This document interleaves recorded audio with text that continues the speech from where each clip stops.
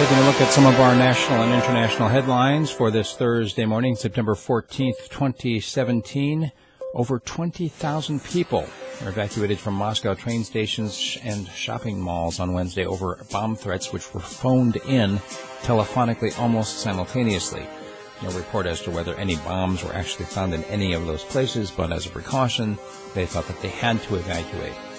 Saudi Arabia has detained more preachers, scholars, and intellectuals. This is the crackdown against those who think differently continues in Saudi Arabia.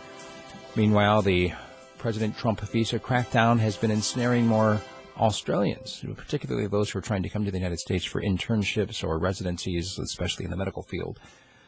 Landslides have killed 7 and displaced hundreds in southwest China.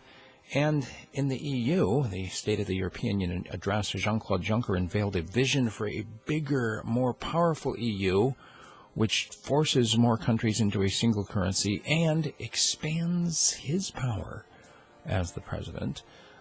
Obviously, a negative reaction, not just from other members in the EU, but also from those in Britain who are just like, thank God we got out. Also, the Eurozone could be set to crash right now. An expert warning that there are some fears over the rapid rise of the euro, that it is matching previous patterns in which it goes up and then comes down suddenly and completely. Another deadly attack in Egypt's Sinai Peninsula, another 7 military killed in an ambush. Bernie Sanders has unveiled his universal health care bill, claiming, yes, we will win the struggle. It's actually interesting because the last time he introduced a health care for all, it only had one signature, and that was his own. Now it's got, I believe, some 20 or so people who are backing it.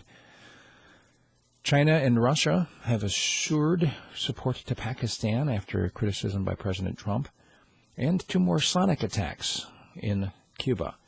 And they're saying a total of 21 U.S. diplomats and citizens are suffering mysterious health problems, everything ranging from deafness to brain injuries that they're blaming on some kind of a sonic attack.